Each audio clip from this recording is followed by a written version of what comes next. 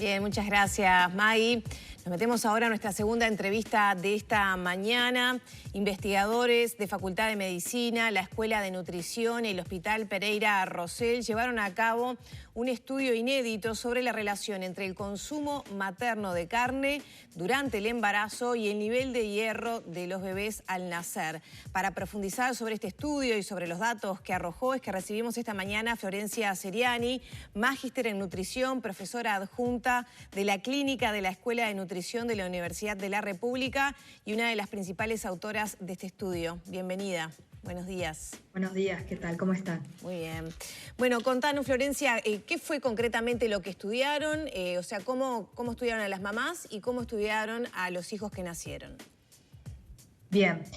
Bueno, este estudio en realidad lo que buscaba era justamente eso, ¿no? Ver la relación entre el consumo materno de carne y los niveles de ferritina en el cordón umbilical. Un poco para ambientar esto, ¿no? Los nacimientos en Uruguay cada vez son menos, entonces es ideal o debemos potenciar al máximo el desarrollo de esos niños que están naciendo en nuestro país. La nutrición la nutrición tiene una gran incidencia en lo que es el desarrollo de ese niño, ¿no? desde el embarazo. Entonces, justamente por eso, nosotros lo que hicimos fue una investigación que lo que se centró en abordar la nutrición de las mujeres en la gestación, en el último periodo de gestación, y a su vez el recién nacido se tomó una muestra de sangre del cordón umbilical para ver la ferritina de eso. La ferritina es una proteína de almacenamiento que nos dice cómo están las reservas de hierro de ese bebé, ¿no? Uh-huh.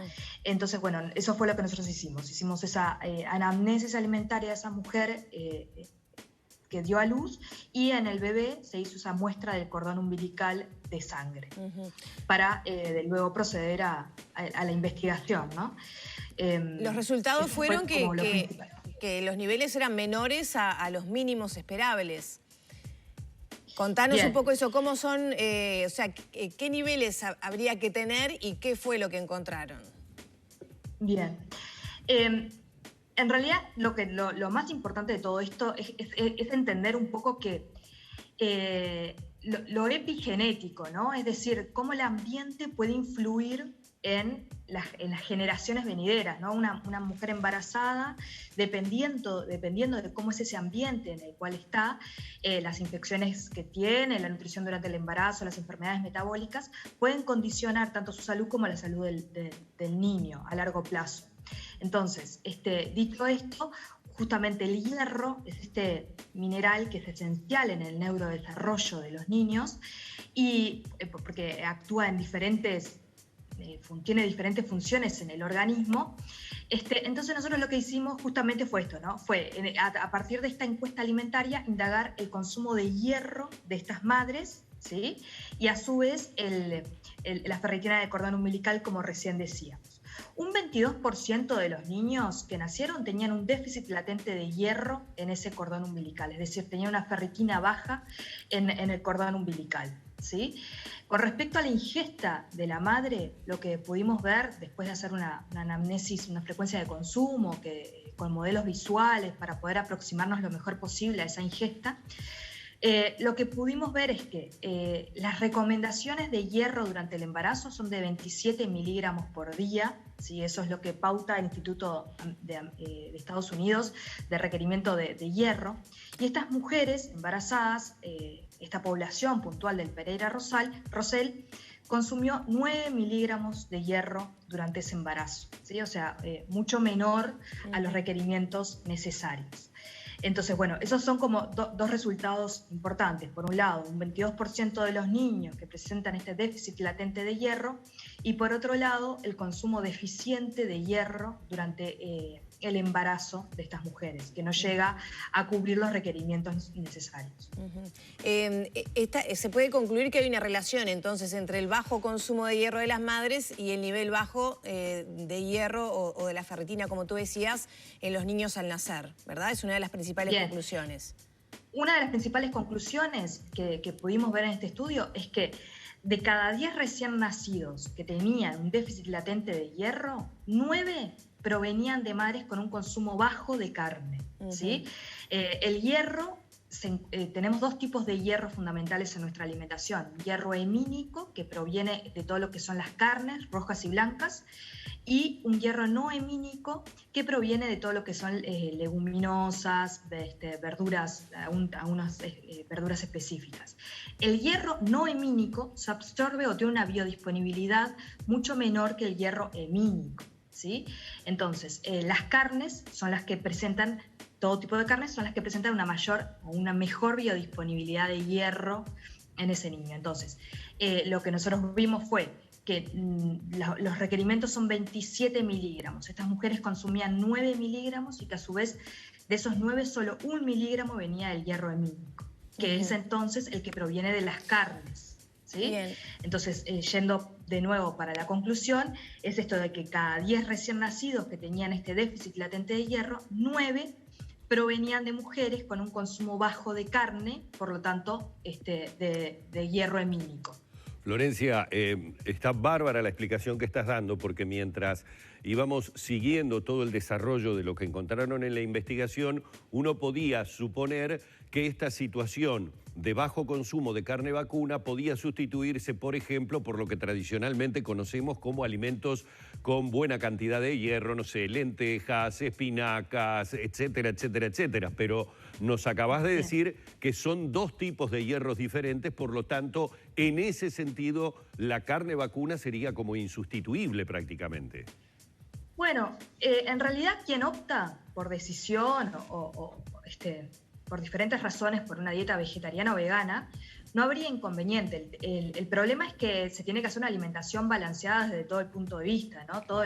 No solo el consumo puntual de un alimento nos va a salvar. Entonces necesitamos que esa mujer que decide ser vegetariana o vegana, perfectamente lo puede ser, pero necesita un asesoramiento, y justamente durante el periodo preconcepcional y durante la concepción, un asesoramiento con licenciado en nutrición que pueda hacer una dieta balanceada. Y sí, perfectamente se puede lograr un aporte de hierro adecuado si se guía y si se asesora, ¿no?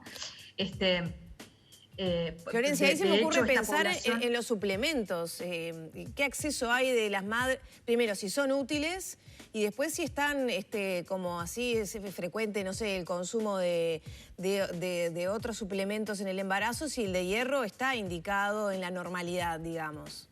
Bien. Bien, por pauta ministerial todas las embarazadas deben recibir suplemento de hierro durante el embarazo.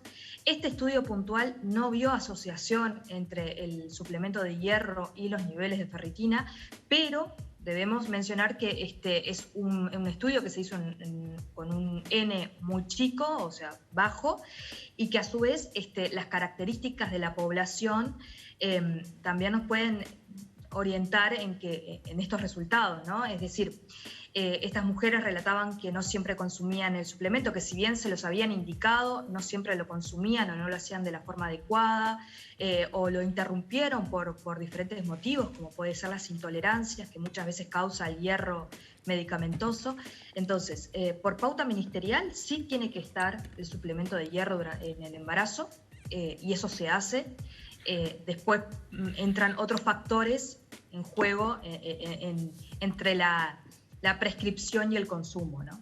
Y con respecto a estos niveles bajos de ferritina, ¿qué es lo que genera en el recién nacido y qué podemos hacer, bueno, una vez que el hecho está consumado? Es decir, que tenemos a ese bebé con esos niveles bajos. Es decir, ¿cuáles son los daños y cómo podemos paliarlos en algo?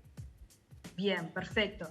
Este déficit latente de hierro puede generar diferentes alteraciones, ¿no? Alteraciones en la vida auditiva, en lo visual, déficit de aprendizaje, de memoria, mayor riesgo de trastornos de la conducta. Y se ha visto a su vez que estos efectos negativos del déficit de hierro persisten en la vida adulta, incluso si estos niños recibieron suplementación, ¿no? Por más que se haya paliado eso, lo que sucedió, como quien dice, ¿no? Entonces estos niños que tuvieron este déficit latente de hierro en las primeras etapas de su desarrollo y de su vida, si bien las cifras después las podemos revertir con una suplementación, muchos de estos efectos negativos pueden persistir en la vida adulta, ¿no? Entonces, bueno, esto es una de las cosas más importantes, el poder trabajar en que esto realmente no suceda y no tengamos que después en un futuro tener que estar trabajando sobre cosas que se pueden prevenir. Claro. Y ya para cerrar y a modo de conclusión, bueno, se destaca la importancia de la alimentación balanceada y allí también surge la pregunta de a veces las necesidades o la falta de información, además de las carencias económicas de algunos sectores de la población, hacen que quizá no accedan de forma adecuada a estos nutrientes, ¿no? ¿Por ahí hay una línea de trabajo? Sí, exactamente. Obviamente que la alimentación está atravesada por múltiples factores, ¿no? Y esto no lo debemos de desconocer, es multifactorial el hecho de cómo comemos, eso es una realidad. Pero sí, también está bien documentado que la alimentación o la nutrición durante las etapas de gestación, e incluso les diría previo a la gestación, el preparar a esa mujer para el embarazo que luego se dará es fundamental.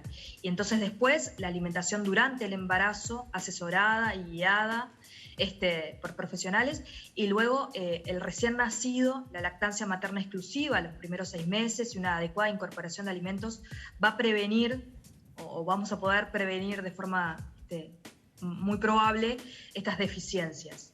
Bien, Florencia, muchísimas gracias por tu tiempo y por esta información aquí en este diálogo con Arriba Gente. Muchas gracias a ustedes. Saludos.